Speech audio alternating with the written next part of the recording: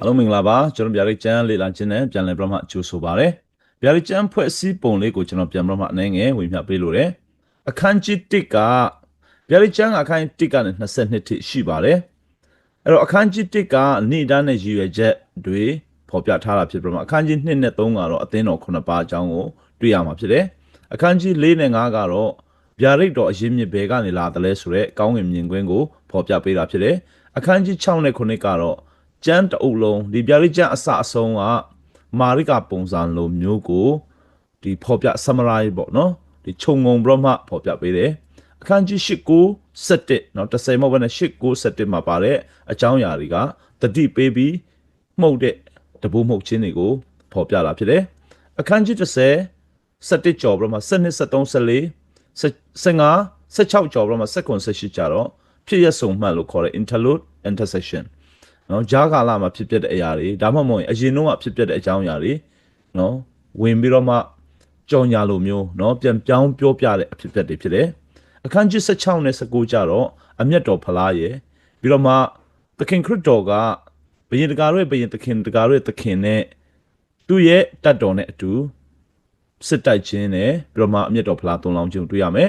အခန်းကြီး20 21 22ကတော့မိလီနီလို့ခေါ်တဲ့အနှစ်ထောင်နိုင်ငံနဲ့ကောင်းကင်မြေကြီးတဲ့အဲ့ဒါတွေကိုကျွန်တော်လေ့လာမှာဖြစ်ပါတယ်ဒီနေ့ကျွန်တော်အတူတကွလေ့လာသွားမယ့်အကြောင်းအရာကတော့ပင်လယ်တွေကတက်တက်သားရဘာတူလဲဆိုတဲ့အရာကိုကျွန်တော်အတူတကွ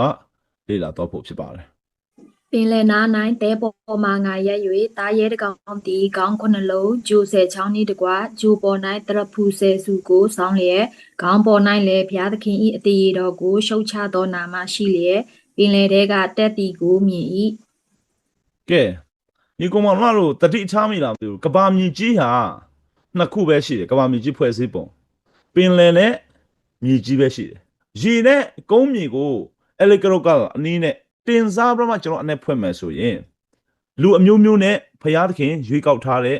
လူမျိုးတွေဆိုတော့မှနှစ်မျိုးကျွန်တော်တို့ကခွဲခြားလို့ရတယ်ဒါမှမဟုတ်တပါးမျိုးသားနဲ့ယူဒအမျိုးသားအဲ့လိုလဲကျွန်တော်ကခိုင်းလို့ရတယ်ကျွန်တော် electrical ကြကျွန်တော်တင်စားပြီးမှအနေဖွင့်မယ်ဆိုရင်မြေကြီးတည်အမြဲတမ်းဣသရေလလူမျိုးတွေကိုယဉ်ညွှန်းတတ်တယ်ပြီးတဲ့အခါမှာအဲ့လိုပြောလို့မြေကြီးကျမ်းစာထဲမှာမြေကြီးမြင်တဲ့ဣသရေလလို့အနေဖွင့်ရမလို့ကျွန်တော်ဆိုလိုတာမဟုတ်နော်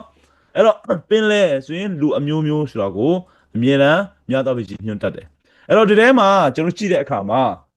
ပင်လယ်နားမှာပင်လယ်ထဲ၌တဲပေါ်မှာငါရက်ရွေးတယ်ဘယ်သူရက်တာလဲဆိုတော့ယောဟန် yes ယောဟန်ဟုတ်တယ်ပင်လယ်နားတဲပေါ်မှာသူရက်တဲ့အခါမှာသားရဲတကောင်ကိုတွေ့တယ်သူ့မှာခေါင်း9လုံးဂျိုဆယ်ချောင်းနဲ့တကွာဂျိုပေါ်၌တရဖူဆယ်ဆူဆောင်းပြီးမှခေါင်းပေါ်မှာဖျားသခင်အတရေတော်ကိုရှုတ်ချသောနာမရှိလျက်ပင်လယ်တွေကတက်လာတယ်တဲ့နော်အဲ့ဒါကိုသူကမြင်တယ်ကဲအဲ့တော့ဒီဟာကိုတချို့ခရိယာနေကအဲ့ဒီခေါင်းပေါ်မှာစောင်းထားတဲ့ဟာကိုပုတ်ရမင်းကြီးရဲ့ဟလာတရဖူမှာရေးထားတဲ့ဟာဆိုတော့မှအနဲ့ဖွင့်တဲ့သူတွေလည်းရှိတယ်ဒါတွေကတော့ကျွန်တော်တော့လက်မခံဘူးနော်ကျွန်တော်အဲ့ဒါပုတ်ကိုမုံတီးမှုကိုင်းကနာမုံတီးမှုဖြစ်တယ်အဲ့ဒါတွေကနော်ဆိုတော့အဲ့တော့ကျွန်တော်ကဘယ်သူမှမုံတီးစရာမလိုဘူးနော်အဲ့တော့ကျွန်တော်တမန်တရားနီးကြကျွန်တော်ချင်းကရအောင်ဟုတ်ပြီနော်အဲ့တော့ဒီပုံတရံဒီသားရဲ့ပုံတရံကိုကျွန်တော်တို့သိနိုင်ဖို့ရပထမအဆုံးအလားမသွားခင်မှာပင်လေဆိုတာကိုကျွန်တော်တစ်ချက်လောက်ကြည့်အောင်ဒီပြားလေးချမ်းထဲမှာယခုမြင်၍ပြည့်စာထိုင်သောရေကအတီးတီးဘာသာစကားကိုပြောသောလူအမျိုးမျိုးအစုစုဖြစ်သည်နော်လူအမျိုးမျိုးအစုစုလို့ဖော်ပြထားတယ်ဟုတ်ပြီအဲ့တော့ဒီသားရဲကကျွန်တော်ကြည့်အောင်သူ့ရဲ့ပုံစံကိုကျွန်တော်ကြည့်အောင်သားရဲတကောင်ခေါင်း9လုံးဂျိုဆယ်ကြောင်းနော်ကဲဒီပုံဖြစ်တယ်ခေါင်းက9လုံးဂျူက10ကြောင်းဟုတ်ပြီနော်ဂျူလေးတွေအဲ့ဒါကိုကျွန်တော်ပင်လယ်ထဲကနေဘာဖြစ်လဲပင်လယ်ထဲကနေတက်လာတယ်ဆိုတော့မှဖော်ပြထားတယ်โอเคဆိုတော့ဒီကျမ်းပိုက်ကိုလည်းထပ်ပြီးမှကျေးဇူးပြုပြီးမှဖတ်ပေးပါထို့သို့ငါမြင်သောသားရဲသည်ကျတိနှင့်တူ၏သူဤခြေသည်ဝန်ခြေကဲ့သို့ဖြစ်၏သူဤနှုံသည်လည်းချင်းသေးနှုံကဲ့သို့ဖြစ်၏ငကားသည်မိမိတကိုယ်နှင့်မိမိပလင်ကို၎င်းကြီးစွာသောအာနာဆက်ကို၎င်းသားရဲ၌အပ်ပေ၏ခုနကပင်လယ်ထဲကနေတက်လာတဲ့သားရဲရဲ့ကြံ့င်လက္ခဏာကိုဖော်ပြထားတယ်အဲ့ဒီသားရဲရဲ့ကြံ့င်လက္ခဏာမှာမတွေ့ရလဲဆိုတော့ကျက်တစ်နဲ့တူတယ်နော်ဒီသူ့ရဲ့ခန္ဓာကိုကျက်တစ်နဲ့တူတယ်သူ့ရဲ့ခြေထောက်တွေကြတော့ဝုတ်ဝင်ချီလိုမျိုးဖြစ်တယ်ဝုတ်ဝင်ခြေထောက်လို့မဆိုလို့နော် သူ့ရဲ့နှုတ်ကချင်းတင်နှုတ်ခမ်းနေဖြစ်ပြီးတော့မှသူ့ရဲ့တကူသူ့ရဲ့ပလင်သူ့မှာကြီးစွာသောအာဏာစက်ရှိတယ်အဲ့ဒါဘယ်သူဆရာနေလဲဆိုတော့နဂါလို့ခေါ်တဲ့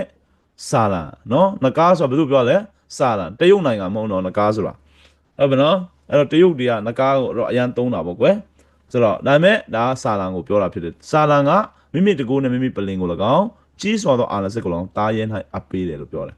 အဲ့တော့ဒီတားရဲဟာဘယ်လိုမျိုးလဲဆိုတဲ့အရာကိုကျွန်တော်တစ်ခုပြီးတစ်ခုကြည့်သွားရအောင်ဒီကျမ်းစာကိုလည်းကျေးဇူးပြုပါမှာဖတ်ရ တာရဲ့ဤကောင်းတလုံးသည်တေအောင်ကိုမြက်ပြီးတကယ်တို့ဖြစ်၍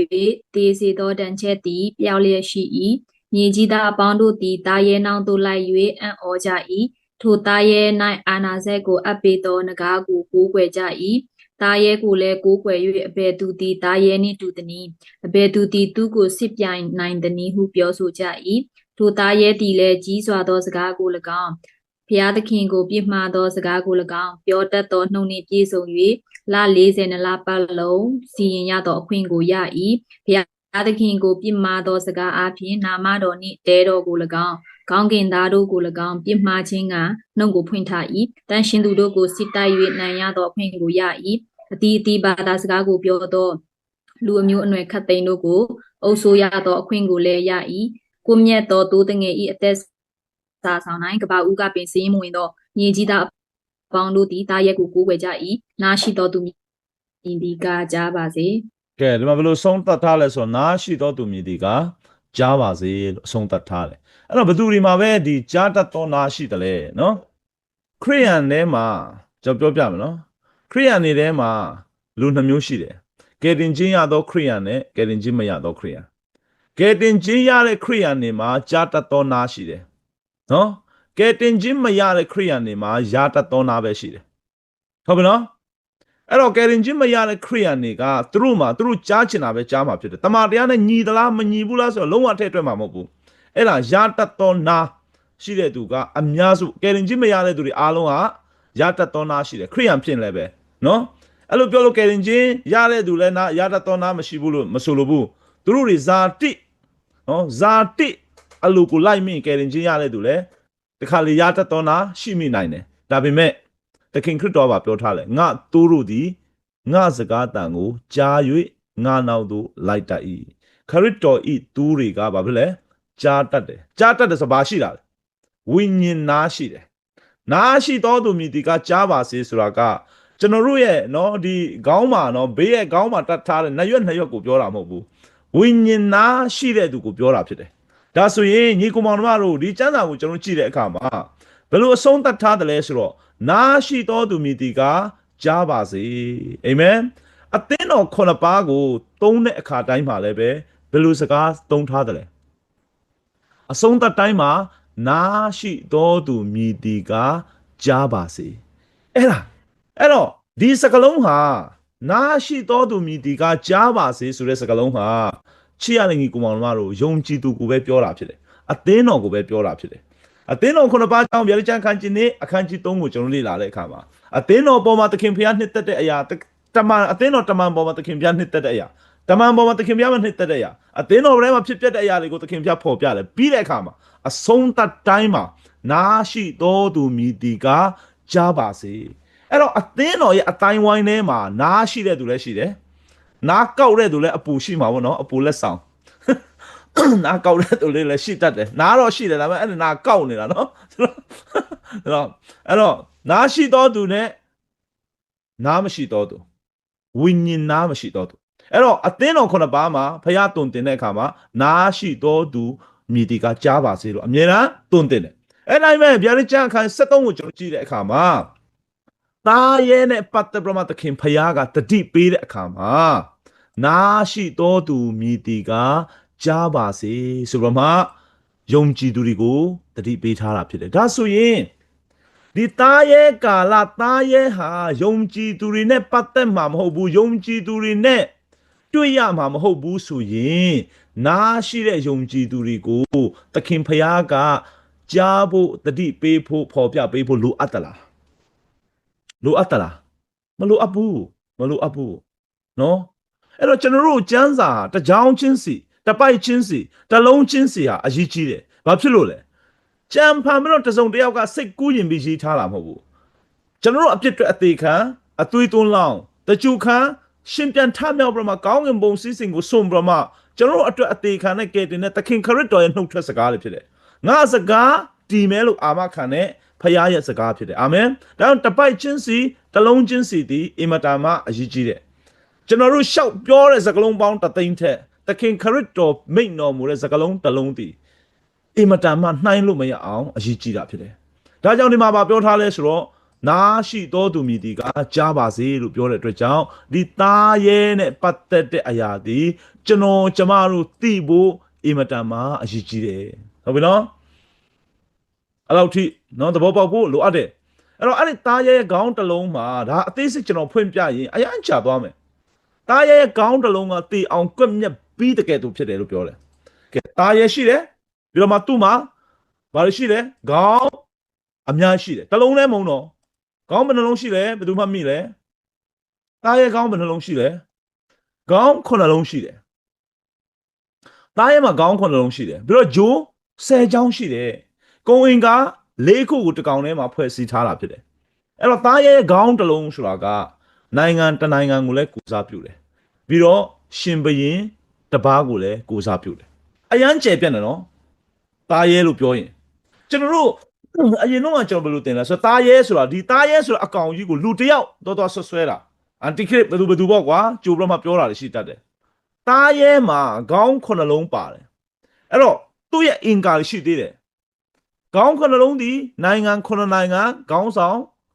9ဦးကိုနိုင်ငံတိုင်းမှာပါရှိတယ်ခေါင်းဆောင်ရှိတယ်ခေါင်းဆောင်ကောင်းတာလည်းမကောင်းတာပဲကွာတယ်ကိုကျွန်တော်ထိုင်းနိုင်ငံမှာဆိုရင်ထိုင်းဘရင်နိုင်ငံဖြစ်တယ်Kingdom of Thailand ကျွန်တော်နေထားအခုလက်ရှိကျွန်တော်နေတဲ့နေရာအဲ့တော့ထိုင်းနိုင်ငံရဲ့ဥဆောင်ခေါင်းဆောင်ဒီထိုင်းဘရင်မင်းမြတ်ဖြစ်တယ်ဟုတ်ပြီနော်အဲ့တော့အဲ့လိုပဲနိုင်ငံတိုင်းမှာသမရဝန်ကြီးချုပ်ဟုတ်လားဘရင်မအတီးတီးခေါင်းနေရှိတယ်အဲ့တော့ခေါင်းတစ်လုံးလို့ပြောရင်လူတစ်ယောက်တည်းကိုရည်ညွှန်းတာမဟုတ်ဘူးခေါင်းတစ်လုံးလို့ပြောလိုက်တာနဲ့နိုင်ငံကြီးတစ်ခုပြီးတော့အဲ့ဒီနိုင်ငံကိုအုပ်ချုပ်တဲ့ဘရင်တို့မဟုတ်ဝန်ကြီးချုပ်သမရအဲ့ဒါပါတယ်ခေါင်းတစ်လုံးလို့ပြောတယ်ဒါပေမဲ့ဂျူဆယ်ချောင်းလို့ပြောလိုက်ရင်နိုင်ငံမပါတော့ဂျူဆယ်ချောင်းလို့ပြောလိုက်ရင်သူကခေါင်းဆောင်ပဲဘယင်ပဲအုပ်ချုပ်တဲ့သူအာဏာရတဲ့သူပဲပြောတာဟုတ်ပြီနော်အဲ့တော့ဒါဆိုရင်ဒီသားရဲကဘယ်လိုမျိုးလဲဆိုရင်ဒီသားရဲအကြောင်းကိုကျွန်တော်နားလည်ဖို့နော်ဒိုင်ရီလာကလည်းပင်လယ်ထဲကတက်တဲ့သားရဲကိုမြင်ဘူးတယ်ဒိုင်ရီလာကလည်းမြင်ခဲ့တဲ့အရာကိုကျွန်တော်ကြည့်အောင်ဒီမှာကျွန်တော်မြင်ရတာကဘာလဲခေါင်း9လုံးဂျိုဆယ်ချောင်းသားရဲကောင်ပဲကျွန်တော်မြင်ရကဲဒိုင်လာကိုဘယ်လိုပုံစံမြင်လဲတစ်ချက်လောက်ကြည့်အောင်ဖတ်ရအောင်ငါဒံယေလသည်ညအခါအာယုံပြု၍မိုးကောင်းကင်လေးမျက်နှာ၌လေတို့သည်မဟာသမုဒ္ဒရာအပေါ်မှာချင်းတိုက်ကြလျင်တဒံချင်းမတူသောသားရဲလေးကောင်တို့သည်သမုဒ္ဒရာထဲကထွက်လာကြ၏ကဲဒံယေလလည်းပဲသားရဲလေးကောင်ဘယ်ထဲနဲ့ထွက်လာလဲသမုဒ္ဒရာပင်လယ်အတူတူပဲသမုဒ္ဒရာနဲ့ပင်လယ်နဲ့အတူတူပဲဘာမှမကွဲဘူးနော်ဆိုတော့ဒါပေမဲ့ဒိုင်လာမြင်တာကဘယ်လိုမျိုးလဲဒိုင်လာမြင်တာကလေးကောင်ယောဟန်မြင်တာကတစ်ကောင်ဟုတ်ပြီနော်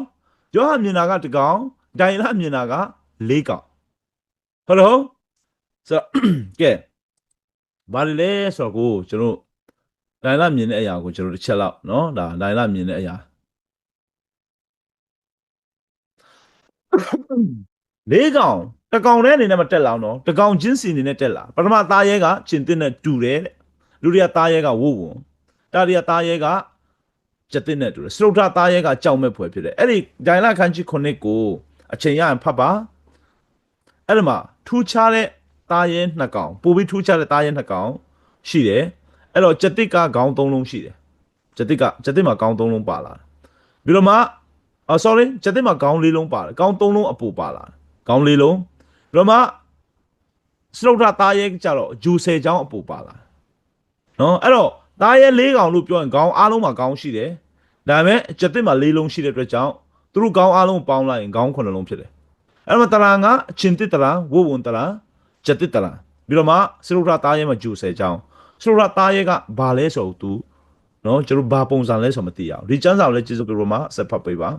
အာဒံယေလသည်ကိုခန္ဓာတုံလှုပ်၍ထိုယူပါယုတ်ကြောင့်စိတ်ပူပန်ခြင်းရှိလျင်အနာ၌ရက်နေသောသူတယောက်ထံသို့သွား၍ ယခုမြင်သမျှကအဘယ်သို့ဆိုလိုသနည်းဟုမေးမြန်းသောထိုသူကဤသားရဲလေးကောင်တို့သည်မြေကြီးပေါ်မှပေါ်လက်တန့်သောနိုင်ငံလေးပါဖြစ်၏သို့တော်လည်းအမြင့်ဆုံးသောဘုရား၏တန်ရှင်သူတို့သည်နိုင်ငံကိုသိမ်းယူ၍ကဘာဆက်ဆက်ဆန်စားကြလက်တန့်ဟုအ내အဓိပ္ပာယ်ကိုကြားပြော၏ ဒီနိုင်ငံဒီသားရဲလေးကောင်ကတဲ့မြေကြီးပေါ်မှာပေါ်လက်တန့်သောနိုင်ငံလေးပါလို့ဖော်ပြထားဒါကိုတေချာမှတ်စေချင်တယ်နော်ပေါ်လက်တန့်သောလို့ပြောရင်ဒါရီလာခိကနေအနာကတ်လားလက်ရှိလားအတိတ်လား နာကတ် โอเคဟုတ်တယ်မှန်တယ်မှန်တယ်ကျွန်တော်တို့အတွက်ကတော့အတိတ်ပဲဖြစ်နိုင်တာပေါ့ဒါပေမဲ့ဒါရီလာဒီဗျာဒိတ်ယူပါယုံကိုမြင်တဲ့အချိန်မှာတော့တေချာတယ်ဗါလဲလေပေါ်လက်တန့်သောနိုင်ငံ၄ပါးလို့ပြောတယ်ဟုတ်မနော်ပေါ်လက်တန့်သောနိုင်ငံ၄ပါးလို့ပြောတဲ့အတွက်ကြောင့်ဒီချင်းတစ်တီနိုင်ငံတစ်နိုင်ငံဖြစ်မယ်ဝဝန်တီလည်းနိုင်ငံတစ်နိုင်ငံဖြစ်မယ်ကျတစ်နဲ့တူတဲ့နိုင်ငံတီလည်းတစ်နိုင်ငံဖြစ်မယ်စတုထသားရဲတီလည်းနိုင်ငံဒါပေမဲ့ကျွန်တော်ပြောချင်တယ်နော်ဒီပေါ်လက်တန့်သောနိုင်ငံလို့ပြောတဲ့အတွက်ကြောင့်ဒါရီလာရှိတဲ့အချိန်မှာဒီနိုင်ငံနေမရှိသေးဘူးဆိုတဲ့သဘောတက်ရောက်တယ်ဟုတ်ပါနော်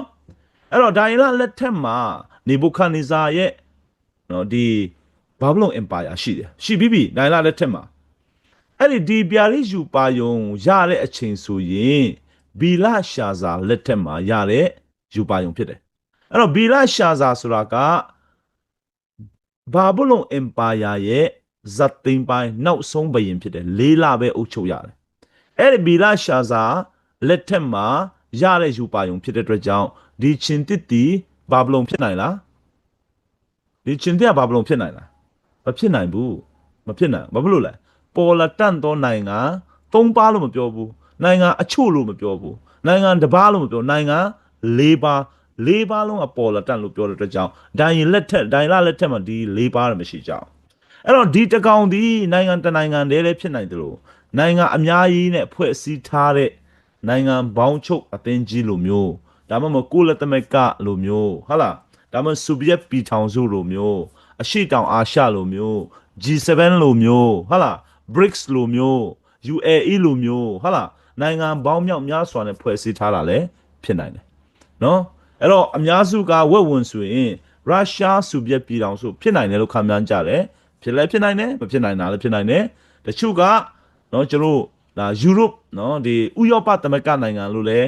ခန့်မှန်းကြတယ်ဖြစ်လဲဖြစ်နိုင်တယ်မဖြစ်တာလည်းဖြစ်နိုင်တယ်ထူးခြားတာကတော့အယူ၃ချောင်းကြိုက်ထားတယ်အဲ့တော့ဥရောပသမဂ္ဂကနော်ခေါင်းဆောင်၃ယောက်နဲ့သွားတာဖြစ်တယ်ကဏ္ဍ၃ခုအနေနဲ့ဥရောပသမဂ္ဂကသွားတာဖြစ်တယ်ခေါင်းဆောင်၃ယောက်အခုဆိုရင်မြို့သမီး2ယောက်နဲ့အမျိုးသား1ယောက်ထင်တယ်အဲ့ဒီခေါင်းဆောင်3ယောက်ကအဲ့တော့အဲ့လိုမျိုးပေါ့ဖြစ်နိုင်တာကိုပြောတာနော်ဖြစ်တယ်လို့ကျွန်တော်ဆိုလိုတာမဟုတ်ဘူးအဲ့ဒါလေးတတိထားစီခြင်းတယ်အဲ့တော့ဥပမာကျတစ်ဆိုရင်ဒီမှာခေါင်းက၄လုံးရှိတဲ့အတွက်ကြောင့်နိုင်ငံကြီးအင်မတန်မှအင်အားကြီးတဲ့နိုင်ငံ၄နိုင်ငံကဥဆောင်တာလည်းဖြစ်နိုင်တယ်ခေါင်းဆောင်၄ခုဒါပေမဲ့နိုင်ငံပေါင်းများစွာပါဝင်တာလည်းဖြစ်နိုင်တယ်ဒီစရုပ်ထသားရဲဆိုရင်ခေါင်းဆောင်10ယောက်ရှိတဲ့နိုင်ငံလည်းဖြစ်နိုင်တာပဲเนาะဟုတ်ပြီเนาะအဲ့ဒါလေးတွေကိုပြောတာဖြစ်တယ်ကဲရဖတ်ရအောင်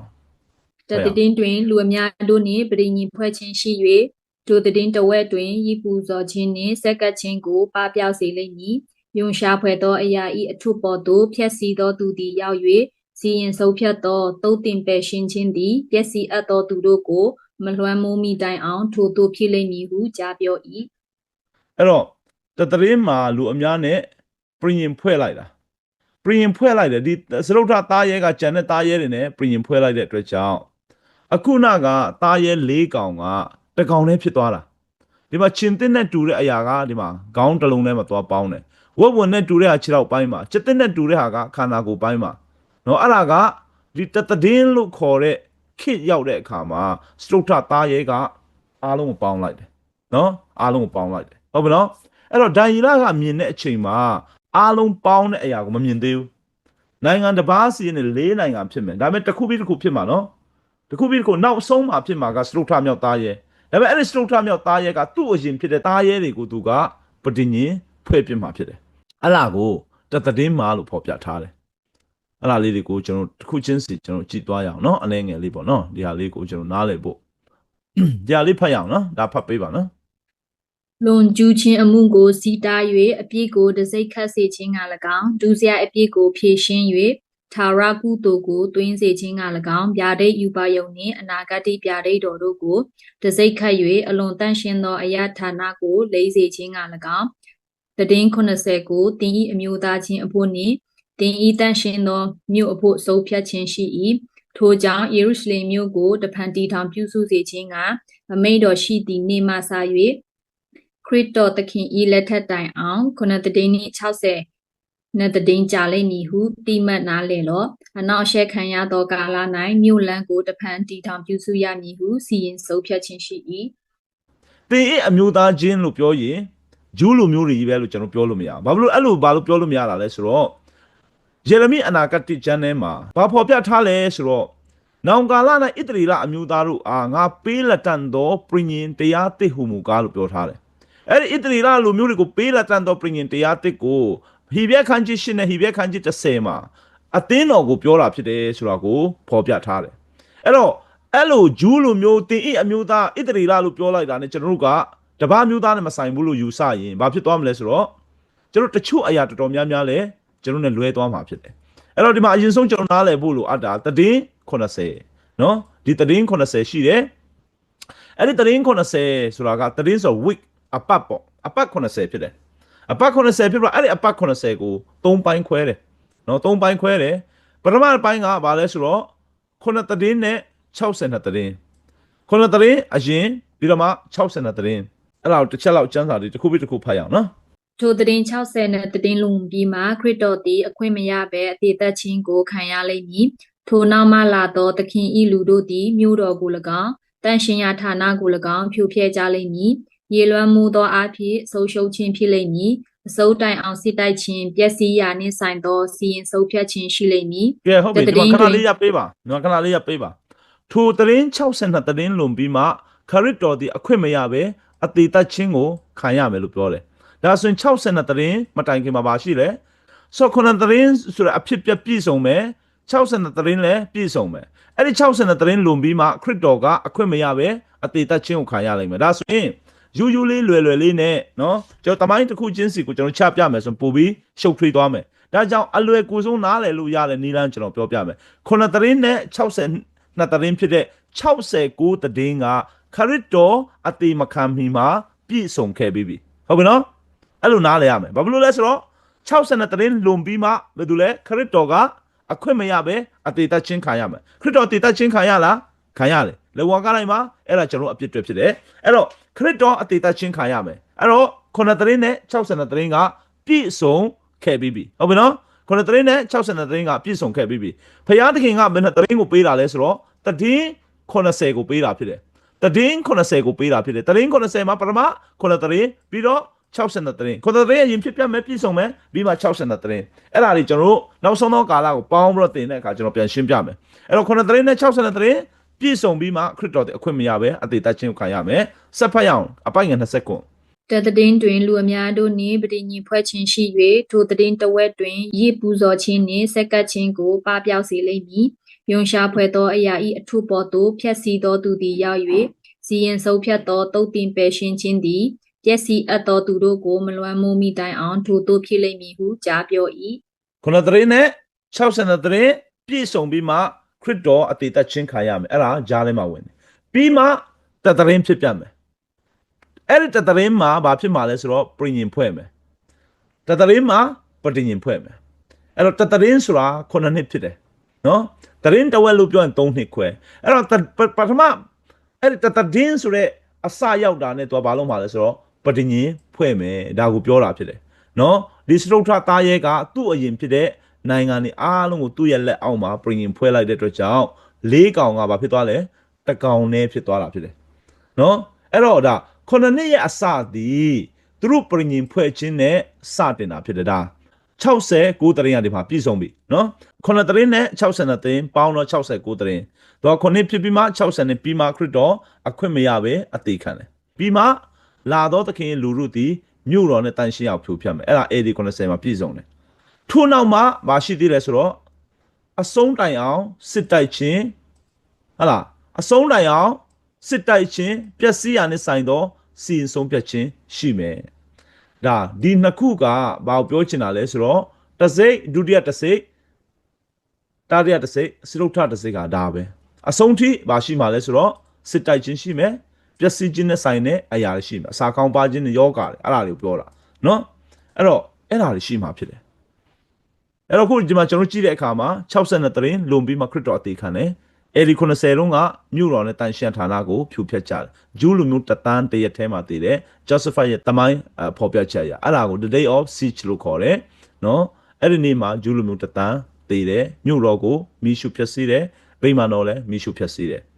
အဲ့ဒါပြီးတော့ဗာဆက်ဖြစ်မှာလဲဆိုအဆုံးထိစစ်တိုက်ခြင်းပျက်စီးရတဲ့ဆိုင်သောစီရင်ဆုံးဖြတ်ခြင်းရှိမှာဖြစ်တယ်ပြီးတော့မှတရင်တဝက်ရောက်တာနဲ့တရင်ရောက်တာနဲ့ပြင်ရင်ဖွဲ့မယ်ဟုတ်လားအဲ့တော့တရင်ဆိုဒီမှာကိုပြောတာဒီမှာပြင်ရင်ဖွဲ့မယ်ဒီမှာပြင်ရင်ဖွဲ့မယ်ဖွဲ့ပြမှာတရင်တဝက်မှာရစ်ပူဇော်ခြင်းနဲ့စက်ကပ်ခြင်းပပျောက်စေမယ်လို့ပြောတယ်အဲ့တော့ရစ်ပူဇော်ခြင်းနဲ့စက်ကပ်ခြင်းဟာဒီကနေစမှာလားဘဲနေစမှာလဲကျွန်တော်မသိဘူးဒီမတိုင်ခင်မှာလည်းဖြစ်နိုင်တယ်နော်အခုဂျူးလူမျိုးရဲ့ဗိမာန်တော်စောက်ဖို့နဲ့ရစ်ပူဇော်ဖို့ကြီးပဲစိုင်းပင်းနေတယ်ဒါပေမဲ့တေချာလာတော့ဒီမှာပြင်ရင်ဖွဲ့ခြင်းအရင်စမယ်အဲ့ဒီပြင်ရင်ဖွဲ့ခြင်းကဘာကိုပြောချင်တာလဲဆိုတော့တာရဲ၄ကောင်တစ်ကောင်နဲ့ပူပေါင်းခြင်းကိုပြောတာဖြစ်တယ်အဲ့တော့အဲ့ဒီမှာမတွေ့ရလဲဆိုတော့တရင်မှာပြင်ရင်ဖွဲ့ပြမှာတာရဲပင်လေတဲ့တက်လာတဲ့တာရဲဖြစ်သွားမယ်ဒီမှာ၄ကောင်စလုံးပြီးမှဂျူးလူမျိုးတွေရဲ့ရစ်ပူဇော်ခြင်းနဲ့ဆက်ကပ်ခြင်းတရင်တဝက်မှာပပျောက်မယ်ဒီမှာပေါ်မှာလဲဆိုယွန်ရှာပွဲသောအရာအထုပ်ပေါ်မှာပျက်စီးသောသူရောက်မယ်ဟုတ်ပြီနော်ကဲဒါတခုချင်းစီကျွန်တော်ဆက်ပြမှာလေ့လာသွားရအောင်အရှင်ကနည်းနည်းလေးမြင့်လာပြီနည်းနည်းလေးခက်လာလဲဖြစ်နိုင်တယ်နော်တာရဲဤကောင်းတလုံးသည်တေအောင်ကွမြက်ပြီးတကယ်သို့ဖြစ်၍တေစီသောတန်ချက်သည်ပျောက်လျက်ရှိ၏မြေကြီးသားပေါင်းတို့သည်တာရဲနောက်သို့လိုက်၍အံ့ဩကြ၏ထိုတာရဲ၌အာနာဆက်ကိုအပ်ပေသောနဂါကိုကိုးကွယ်ကြ၏တာရဲကိုလည်းကိုးကွယ်၍အဘယ်သူသည်တာရဲနှင့်တူသည်အဘယ်သူသည်သူကိုစစ်ပြိုင်နိုင်သည်ဟုပြောဆိုကြ၏ထိုတာရဲသည်လည်းကြီးစွာသောစကားကို၎င်းဘုရားသခင်ကိုပြစ်မှားသောစကားကို၎င်းပြောတတ်သောနှုတ်နှင့်ပြည့်စုံ၍လ40လပတ်လုံးစီရင်ရသောအခွင့်ကိုရ၏ဘုရားသခင်ကိုပြစ်မှားသောစကားအပြင်နာမတော်နှင့်တဲတော်ကို၎င်းကောင်းကင်သားတို့ကို၎င်းပြစ်မှားခြင်းကနှုတ်ကိုဖွင့်ထား၏တန်ရှင်သူတို့ကိုစစ်တိုက်၍နိုင်ရသောအခွင့်ကိုရ၏အတီးအတီးဘာသာစကားကိုပြောသောလူမျိုးနွယ်ခတ်သိမ်းတို့ကိုအုံဆိုရသောအခွင့်ကိုလည်းရ၏ကိုမြတ်တော်သိုးတငယ်၏အသက်စာဆောင်၌ကဘာဦးကပင်စည်ရင်မဝင်သောမြေကြီးသားအပေါင်းတို့သည်တာရဲကိုကိုးကွယ်ကြ၏နာရှိတော်သူမြည်သည်သာကြားပါစေကဲဒီမှာလူစုနှစ်စု꿰သွားတယ်တာရဲနဲ့ပတ်သက်ပြမှာတာရဲကိုကိုးကွယ်သောလူစုနဲ့တာရဲကစစ်တိုက်တဲ့လူစုဆိုပြမှာလူစုနှစ်စုအဲ့တော့ဘယ်သူတွေကိုသွားစစ်တိုက်မှာလဲဆိုတော့တန့်ရှင်းသူဖြစ်တဲ့သူတွေကိုစစ်တိုက်မယ်ပြီးတော့ဘယ်သူတွေကသူ့ကိုးကွယ်မှာလဲဆိုတော့အသက်စာဆောင်မှာစည်ရင်းမဝင်တဲ့သူတွေကသူ့ကိုကိုးကွယ်မယ်ဒါဆိုရင်တာရဲနဲ့ပတ်သက်လူစုနှစ်စု꿰သွားပြီတန့်ရှင်းသူတွေရှိတယ်တစ်ဖက်မှာသူ့ကိုကိုးကွယ်မဲ့ကဘာဦးကနေစည်ရင်းမဝင်တဲ့သူတွေရှိတယ်ဒါဆိုရင်တာရဲကာလမှာတန့်ရှင်းသူတွေရှိတယ်တန့်ရှင်းသူတွေကသူ့ကိုကိုးကွယ်မလားမကိုးကွယ်လို့စစ်တိုက်မှာဖြစ်တယ်သူ့ကိုမကိုးကွယ်ကြတဲ့အတွက်ကြောင့်စစ်တိုက်မှာဖြစ်တယ်အဲ့တော့ဒါကိုတာရဲကာလမှာရှိရောက်မဲ့ယုံကြည်သူတွေကိုသခင်ယေရှုကကျူတင်တတိပေးနေတာနော်ကျူတင်တတိပေးနေတာအဲ့ဒီတာရဲကာလရောက်တဲ့အခါမှာအဲ့ဒီတကဘာလုံးနိုင်ငံအတီးတီးကစုပေါင်းပြီးတော့မှကဘာကြီးကိုအုပ်ချုပ်တဲ့ကာလရောက်ရင်မင်းတို့တန်ရှင်းသူတွေကြက်တဲလိုက်မည်ခက်ခဲလိုက်မယ်အရင်တော့ကလို့လွတ်လပ်မှာမဟုတ်တော့ဘူးဆိုတာကိုမင်းတို့တွေကိုစစ်တိုက်မယ်ဆိုတာကိုတတိပေးတာဖြစ်တယ်စစ်တိုက်တယ်လို့ပြောတိုင်းတခါလေတဏှကြီးတွေနဲ့ကြိုင်မလိုက်ပစ်ချင်မှလိုက်ပစ်မယ်ကျွန်တော်တို့ဘုရားကျောင်းဆောက်ခွင့်မရှိတော့တာတို့တွေလားဘုရားစုဝေးခွင့်မရှိတော့တာတို့တွေလားအမျိုးမျိုးနဲ့တန်ရှင်းသူတွေကိုပိတ်ပင်တားဆီးတာတွေလုံးမှာဖြစ်တယ်ဒါပေမဲ့တန်ရှင်းသူမဟုတ်တဲ့လောကသားတွေကတော့အဲ့ဒီသားရဲ့အုပ်စုအဖွဲ့အကြီးကိုဟာတော်လိုက်ကြလားနိုင်ငံရေးလဲတော်လိုက်ကြလားဘယ်သူမှနော်တိတ်ပုံနဲ့အလုံးလုံးလို့မရဘူးမောင်ခိုလဲလုံးလို့မရဘူးမတရားတာလဲလုံးလို့မရဘူးစစ်ပွဲတွေလဲငြိမ်းအောင်သူတို့လုံးပြစ်နိုင်တယ်ဟဟလားကဘာပေါ်မှာငြိမ်းချမ်းသွားအောင်ဟလာအခုလိုမျိုးယူကရိန်းတို့ရုရှားတို့ဖြစ်နေတာလဲတော်တော့ဆိုတော့သူတို့ရပ်ပစ်လိုက်မယ်ဟလာရုရှားနဲ့ဒီအခုဖြစ်ပြနေတဲ့နာဟလာရုရှားနဲ့ဟာမတ်စ်တို့စစ်ပွဲတွေအစသူတို့ကရပ်ပစ်မယ်အဲ့တော့အသက်စာဆောင်မှာစိမ့်ဝင်နေတော့ဒီအဖွဲလောက်ဘယ်သူကောင်းလဲဘယ်သူတတ်နိုင်လဲဆိုတော့မှချီကျူပြမှာကိုးကွယ်ကြမှာကိုးစားကြမှာလို့ဖော်ပြတယ်ဒါပေမဲ့အဲ့ဒါဒီတန်ရှင်းသူတွေအတွက်ခက်ခဲမယ်ဒါပေမဲ့ဘယ်သူတွေအတွက်အဆင်ပြေမလဲလောကသားတွေအတွက်အဆင်ပြေမယ် အဲ့ဒါကြောင့်တန်ရှင်းသူတွေနားရှိတဲ့သူကြားထားနော်အဲ့ဒီခေတ်ကာလမှာမင်းတို့ရောက်ရင်မင်းတို့ကိုစစ်တိုက်မဲ့သူတွေရှိတယ်မင်းတို့တွေခက်ခဲမယ်ဆိုတော့ကိုကြိုပြီးတိထားဖို့ကျွန်တော်တို့နားကိုကြားခိုင်းထားတာဖြစ်တယ်နော်အဲ့တော့ဒါကိုကျွန်တော်တို့အင်မတန်မှနော်ဒါကိုပေါ့ပေါ့ရော့ရော့မလုပ်ပါနဲ့လို့နော်ကဲအဲ့တော့ကဲတတရင်းမှာပြင်ဖွဲ့တဲ့အတွက်ကြောင့်ခုနက၄កောင်ဒိုင်လာမြင်တဲ့၄កောင်ကတကောင်နဲ့ဖြစ်သွားတယ်တကောင်နဲ့ဖြစ်သွားတဲ့ဒီတရင်းအစမှာအဲ့တော့ဒီတကောင်ကဘာလုပ်လဲတန်ရှင်းသူတွေစစ်တိုက်မယ်သူကဘယ်နှလအုပ်ချုပ်မှာလဲ42လအုပ်ချုပ်ရတဲ့ခွင့်ရမယ်ဆိုတော့တယောက်တည်းမဟုတ်တဲ့အားလုံးစုပေါင်းတဲ့ပြင်အုပ်ချုပ်ရေးစနစ်က42လကြာမယ်ဟုတ်ပြီနော်ကဲဒီဟာလေးကိုဆက်ဖတ်ရအောင်နာရှိသောသူမည်သည်ကာကြားပါစေသူတစ်ပါးကိုဖန်ဆီးယူသွားသောသူသည်ကိုယ်တိုင်ဖန်ဆီးယူသွားခြင်းကိုခံရလိမ့်မည်ဒါအဖြစ်တတ်သောသူသည်လည်းကိုယ်တိုင်ဒါအဖြစ်တည်ရမည်ဤအရာ၌တန့်ရှင်းသူတို့သည်တီးခံเสียအကြောင်းယုံကြည်เสียအကြောင်းရှိ၏နာရှိသောသူမည်သည်ကကြားပါစေလို့အစချီပြီးတော့မှဘယ်လိုအဆုံးသတ်ထားလဲဆိုတော့ဤအရာ၌လို့ပြောထားတယ်ဤအရာ၌တန်ရှင်းသူတို့သည်တီးခံเสียယုံကြည်เสียရှိတယ်အဲ့တော့တန်ရှင်းသူတွေကဘာကိုတီးခံမှာလဲဤအရာ၌တီးခံမှာအဲ့ဒီဤအရာ၌ဆိုဘာကိုပြောတာလဲအဲ့ဒီ42လကိုပြောတာဆရာအဲ့ဒီ42လကာလမှာအဲ့လိုနားလဲ yes အဲ့ဒီ42လမှာဟုတ်လားအဲ့လိုပဲအလွယ်နည်းပြောရအောင်တားရဲကဘယ်သူတွေကိုစစ်တိုက်မှာလဲတန်ရှင်းသူတွေစစ်တိုက်မယ်အဲ့ဒီအချိန်မှာတီးခံရမယ်ခရစ်တော်ကိုယုံကြည်ဆွဲလန်းခြင်းအပေါ်မှာဆွဲမြဲမြဲရှိရမယ်ဟုတ်ပြီနော်အဲ့ဒါဘယ်သူတွေကိုပြောတာလဲတန်ရှင်းသူဖြစ်တဲ့ယုံကြည်သူကိုပြောနေတာယုံကြည်သူကိုပြောနေတာဒါဆိုယုံကြည်သူကဒီတားရဲကာလအစမှာယုံကြည်သူရှိမလားဒီမှာယုံကြည်သူရှိမလားရှိပါမယ်ရှိတာဗောသိရှိတာဗောသိရှိတာဗောမရှိဘူးလို့ပြောရင်အဲ့ဒါကျမ်းစာနားမလဲလို့အယူဝါဒနဲ့ကျမ်းစာကိုမှောက်လှန်လို့မရှိဘူးလို့ပြောတာခုကျွန်တော်လေ့လာတဲ့အတိုင်းကျမ်းစာအရာအဲ့ဒီကာလမှာယုံကြည်သူတွေရှိကိုရှိမှာဖြစ်တယ်အဲ့ဒါကြောင့်တန်ရှင်းသူတွေနားရှိတဲ့သူတွေကိုတတိပေးတာဖြစ်ပါတယ်ကဲဒါတော့ပထမသားရဲနဲ့ပတ်သက်တဲ့အကြောင်းအရာဖြစ်ပါတယ်ဒုတိယသားရဲနဲ့ပတ်သက်တဲ့အောင်ကျွန်တော်လေ့လာရအောင်ကဲဒါဖတ်ရအောင်အခြားသောသားရဲတကောင်သည်တိုးတငယ်ဤဂျိုနှင့်တူသောဂျိုနှချောင်းရှိ၍နဂါကဲ့သို့စကားပြောလျက်မြေကြီးထဲကထွက်သည်ကိုငါမြင်၏ကဲနောက်ထပ်ဗာလဲသားရဲတကောင်ရှိတယ်သားရဲတကောင်ဒီသားရဲတကောင်ကြတော့တကောင်လည်းပဲဘယ်ပုံစံဘယ်တလားမပြောလဲထားပဲနဲ့တိုးတငယ်ရဲ့ဂျိုနဲ့တူတယ်လို့ပြောတယ်တိုးတငယ်ရဲ့ဂျိုနဲ့တူတယ်လို့ပြောတဲ့အတွက်ကြောင့်တိုးတငယ်လို့ပြောရင်ယေရှုခရစ်တော်ကိုပြောတာဖြစ်တယ်ဗျာဒိတ်ကျမ်းအရာနော်အဲ့တော့ယေရှုခရစ်တော်နဲ့တူတဲ့ဂျိုယေရှုခရစ်တော်ရဲ့ဂျိုမဟုတ်ဘူးတိုးတငယ်ရဲ့ဂျိုမဟုတ်ဘူးတိုးတငယ်ရဲ့ဂျိုနဲ့တူတယ်လို့ပြောတဲ့အတွက်ကြောင့်အတုဒီသားရဲကဘာကိုပြောချင်တာလဲဆိုတော့ခရစ်တော်အတုခရစ်တော်ရောင်ဆောင်တဲ့အတုဘယ်နဲ့တက်လာဆိုတော့မြေကြီးထဲကနေတက်လာတယ်လို့ပြောတဲ့အခါမှာဖြစ်နိုင်ခြေရှိတာကခရစ်တော်အတုကဘယ်ကနေပေါ်မလဲဆိုတော့ဂျူးလူမျိုးတွေတဲကနေပေါ်မှာဖြစ်တယ်နော်ဘာဖြစ်လို့လဲဆိုတော့ဂျူးလူမျိုးတွေကနော်ဂျူးလူမျိုးတွေကခရစ်တော်ကြွလာဖို့ရန်အတွက်သူတို့ကညှော်လင့်နေတဲ့လူမျိုးတွေဖြစ်တယ်ဒီနေ့ကျမ်းမရှိလာမယ်လို့သူတို့ညှော်လင့်တာဖြစ်တယ်အဲ့တော့ဂျူးလူမျိုးတွေတဲကနေမိစ္ဆာပရောဖက်လှည့်ဖျားတဲ့သူပေါ်လာမှာဖြစ်တယ်လူတွေကိုလှည့်ဖျားတယ်နော်အဲ့တော့ဒီဂျူးလူမျိုးတွေကနေပေါ်လာမဲ့ဒီသားရဲအဲ့ဒီအနေနဲ့ပတ်သက်လို့ကျွန်တော်ဖတ်ရအောင်သူဘယ်လိုအနေထားရှိမလဲဆိုတာကိုဘာတွေလုပ်မလဲဆိုတော့ကြည့်အောင်ဖတ်ပေးပါကျေးဇူးပြုပါမှာသားရဲဤယုတ်တုသည်စကားပြောနိုင်မည်အကြောင်းနှင့်မိမိကိုမကိုးကွယ်သောသူရှိသမျှတို့ကိုတတ်ခြင်းကပြုနိုင်မည်အကြောင်းယုတ်တု၌အသက်ကိုသွင်းပေးရသောအခွင့်ကိုလည်းရ၏ငွေရတတ်သောသူစင်ရဲသောသူကြုံခံရသောသူလွတ်သောသူအကြီးအငယ်ရှိသမျှတို့သည်လက်ရလက်၌ဖြစ်စေနဖူး၌ဖြစ်စေတစိမ့်လက်မှတ်ကိုခံစေခြင်းက၎င်းထိုတစိမ့်လက်မှတ်တည်ဟုသောသားရဲဤနာမဖြစ်စေနာမဤအည်အတွက်ဖြစ်စေတခုခုကိုမခံသောသူတယောက်မျှမယောင်းမဝဲစေခြင်းက၎င်းစီရင်၏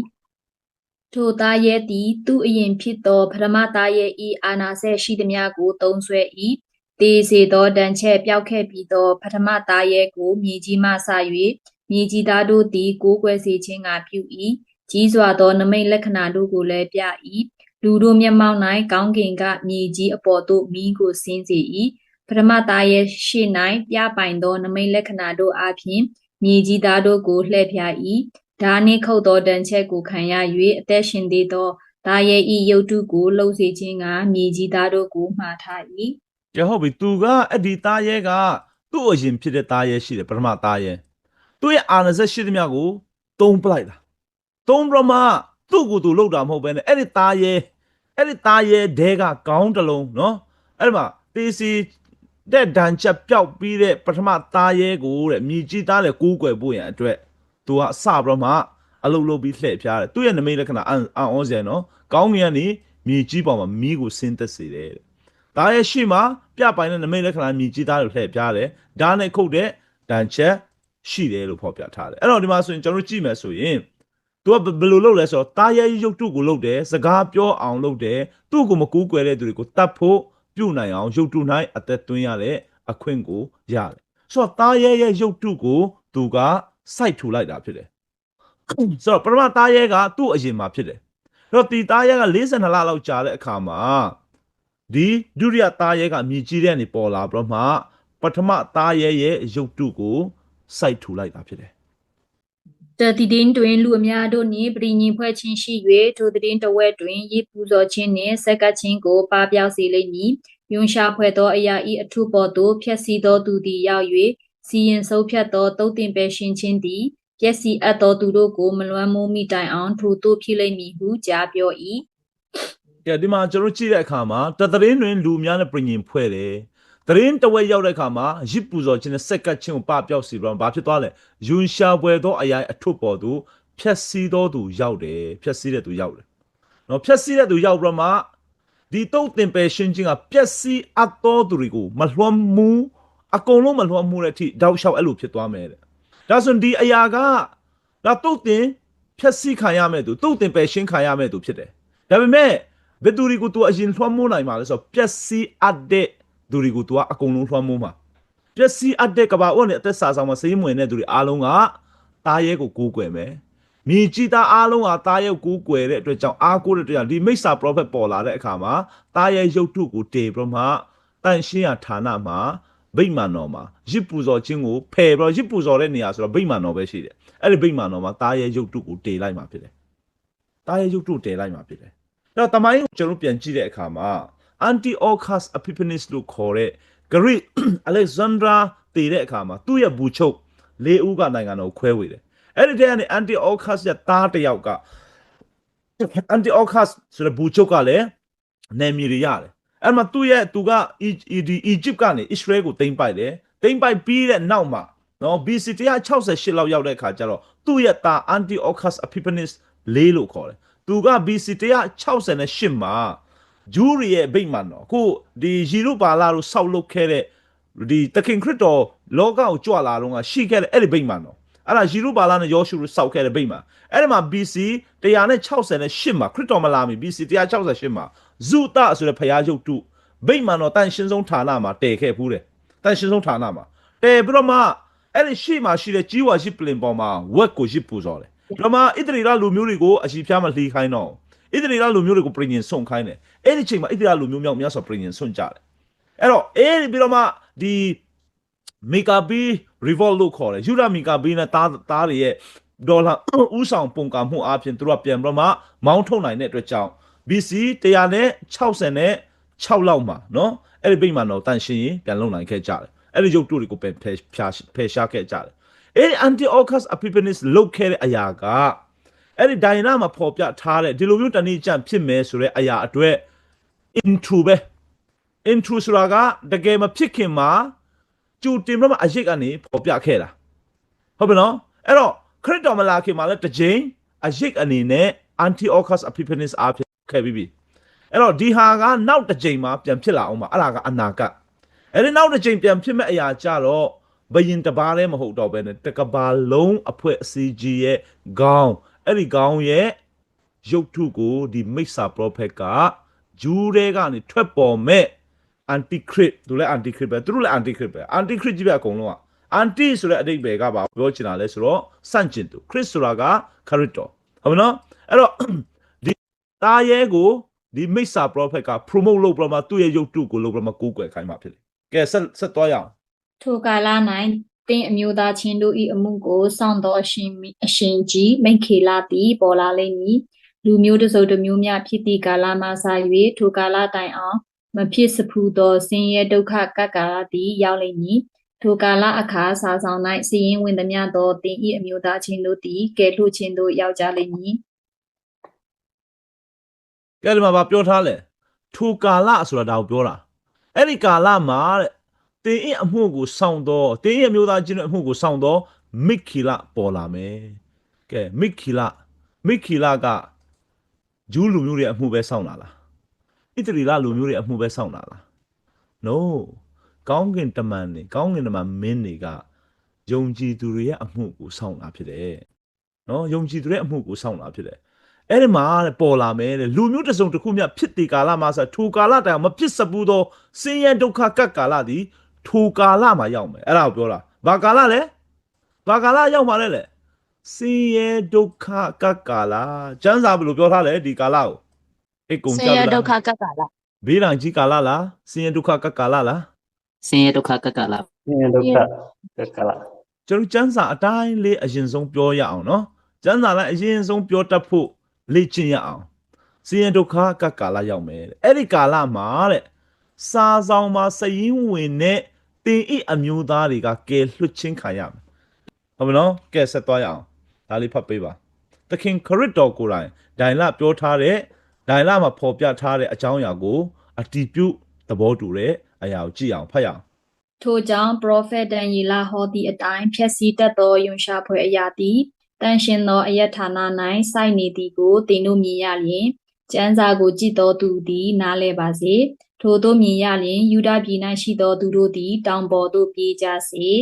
ကဲညီကူမောင်တို့ prophet တိုင်လပြောထားတဲ့အတိုင်းတဲ့သခင်ခရစ်တော်ပြောနေပြီနော်ဒီမှာ prophet တိုင်လပြောထားတယ်စင်ရကကာလအထိုကာလမှာဖြစ်မယ်ဆိုတော့နော်တစ်ချက်နော်ဟလာဘယ်ချိန်မှာလဲဘယ်ချိန်ဖြစ်မှာလဲဆိုတော့ယွန်ရှာပွဲသောအရာအထုပ်ပေါ်မှာဖြစ်စည်းတဲ့သူရောက်တဲ့အချိန်မှာနော်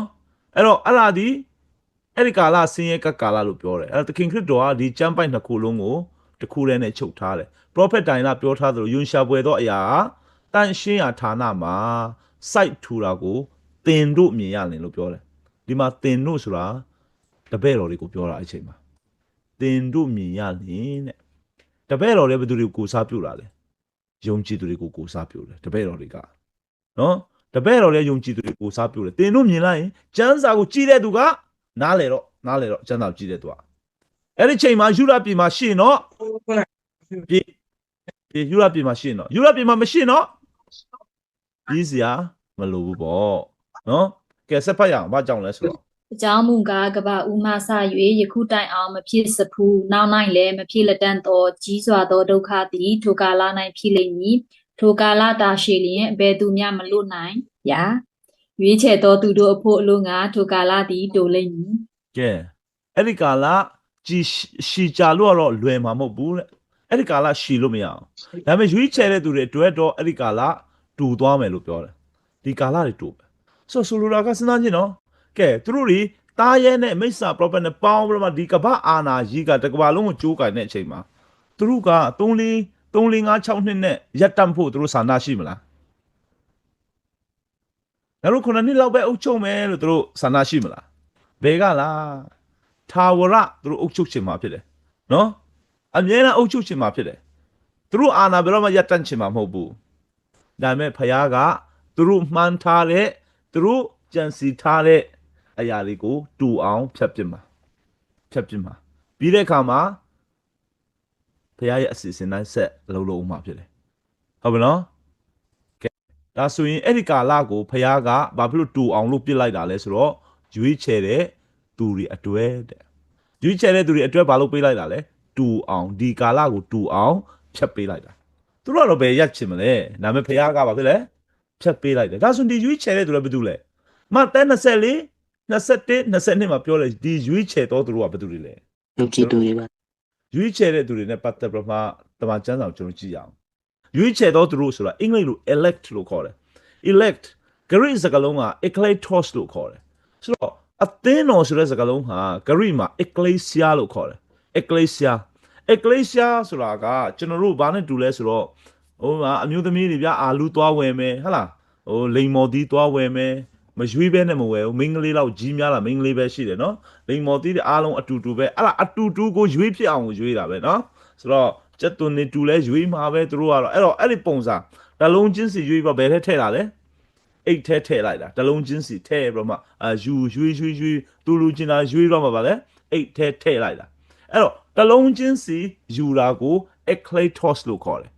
elect လို့တာမူရင်းမှာ eccletos လို့ခေါ်တယ်တလုံးချင်းစီကိုယူပြီးတော့မှ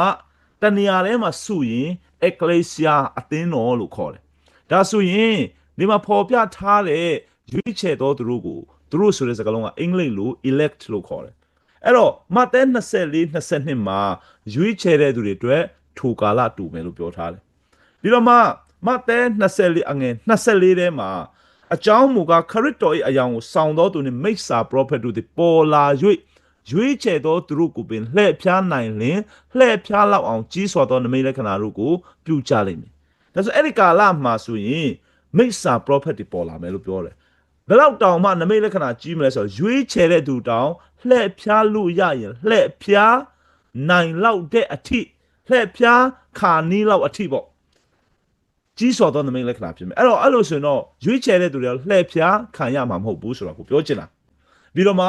ကောင်းကင်အောက်ထက်ဝန်းကျင်ကနေရွေးချယ်တဲ့သူတွေကိုစုယုံမယ်အင်္ဂလိပ်မှာဆိုဘယ်လိုတောင်ရေးထားတယ်လဲဆိုတော့ his elect လို့သုံးထားတယ်သူ့ရဲ့ရွေးချယ်ထားခြင်းခံရတဲ့သူတွေနော်အဲ့ဒီလူတွေကိုကောင်းကင်အောက်ထက်ဝန်းကျင်ကနေခေါ်ပြီးစုယုံမယ်လို့ပြောတာဖြစ်တယ်ဒါဆိုရင်ဒီမှာရွေးချယ်တဲ့သူတွေအတွက်ဒုက္ခဆင်းရဲကာလကတူမှာဖြစ်တယ်ကဲဟုတ်ပြီနော်ဒါဆိုရင်သူတို့နှစ်ယောက်ရဲ့အကြောင်းအရာကိုကျွန်တော်တို့ဒီလောက်ဆိုတော့နားလည်မယ်လို့ယုံကြည်မျှော်လင့်တယ်သခင်ဖျားရဲ့ဆုတောင်းခြင်းကိုဖတ်ပေးပါနော်ဤသူတို့ကိုဤလောကမှနှုတ်ယူတော်မူမည်အကြောင်းအကျွန်ုပ်တောင်းသည်မဟုတ်ပါမကောင်းသောအမှုရာနှင့်ကင်းလို့စေခြင်းကစောင့်မတော်မူမည်အကြောင်းကိုသာတောင်းပါ၏ အာမင်ခရစ်တော်ကခမဲတော်ဖျားသခင်စီမတောင်းပေးတယ်ဒါဆိုတော့ခရစ်တော်ရဲ့ဆုတောင်းခြင်းကပြည့်မလားမပြည့်ဘူးလားခရစ်တော်ရဲ့ဆုတောင်းခြင်းကပြည့်မလားမပြည့်ဘူးလားပြည့်တာပေါ့ပြည့်တာတက်တောင်မှဘာဖြစ်လဲလုံလောက်သေးတယ်ခရစ်တော်ကဆုတောင်းတယ်ဘာလဲမကောင်းသောအမှုရာကနေဘာလို့ဖို့လဲစောင့်မဖို့ keep နော် keep မကောင်းသောအမှုရာဆိုတော့လှည့်စားခြင်း